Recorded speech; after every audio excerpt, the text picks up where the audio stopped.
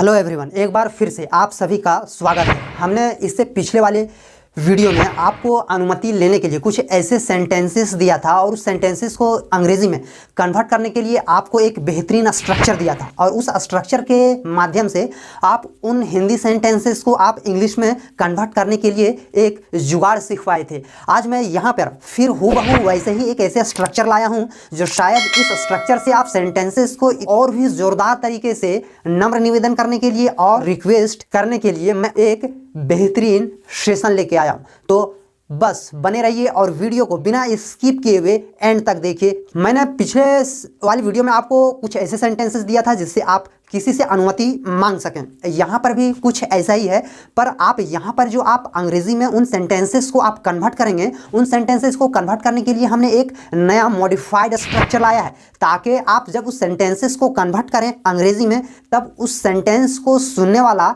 इस तरह रिएक्ट करे कि आपके कामों को करना भी ना चाहे तो उस सेंटेंस को जोरदार नम्र निवेदन को सुनकर उसका दिमाग ब्रेन वॉश हो जाए और फिर आपके कामों को करने के लिए नकार नहीं सके। तो आइए मैं सबसे पहले फर्स्ट सेंटेंस लेता हूं कि सर क्या मैं रेडियो खोल दूं। तो यहां पर इस सेंटेंस को बनाने के लिए एक स्ट्रक्चर दूंगा और यह स्ट्रक्चर है वुड यू माइंड इफ।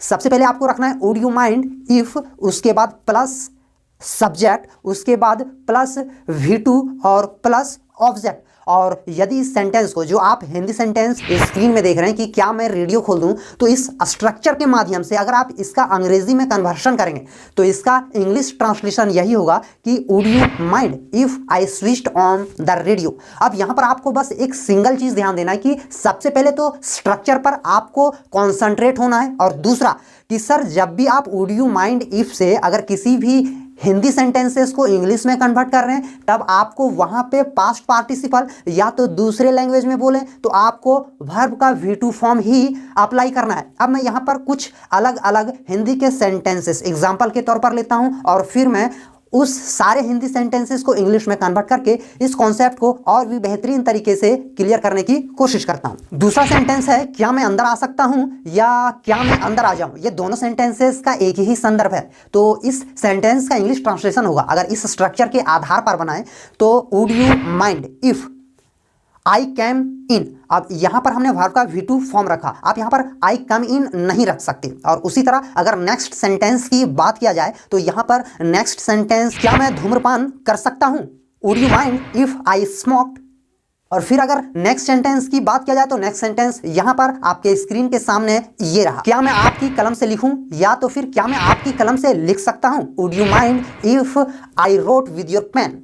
क्या मैं आपकी साइकिल का उपयोग करूं या क्या मैं आपका साइकिल उपयोग कर सकता हूं। तो यहां पर आप इसको कुछ इस तरह से इंग्लिश ट्रांसलेट कर सकते हैं कि sir would you mind if I used your बाय साइकिल। क्या मैं दिल्ली जा सकता हूं, would you mind if I went to Delhi. और फिर आप अगर नेक्स्ट सेंटेंस को अगर आप स्क्रीन में देख रहे हैं तो वो सेंटेंस कुछ इस तरह, मैं खिड़की खोल दूं, या फिर आप इस सेंटेंसेस को कुछ इस तरह भी बोल सकते हैं कि क्या मैं खिड़की खोल सकता हूं। तो इसका ट्रांसलेशन कुछ आप इस तरह कर सकते हैं, would you mind if I open the window. मैं उम्मीद करता हूं कि ये सेशन, ये स्ट्रक्चर कन्वर्सेशन के दौरान में आप जब अपने से बड़ों या सीनियर से जब आप टॉकिंग करें या तो कन्वर्सेशन के दौरान में उन सीनियर्स की सीनियरिटी का लिहाज करते हुए इन सब स्ट्रक्चर को इस्तेमाल करके आप उनके दिल में एक बेहतरीन जगह बना सकते हैं। Thank you.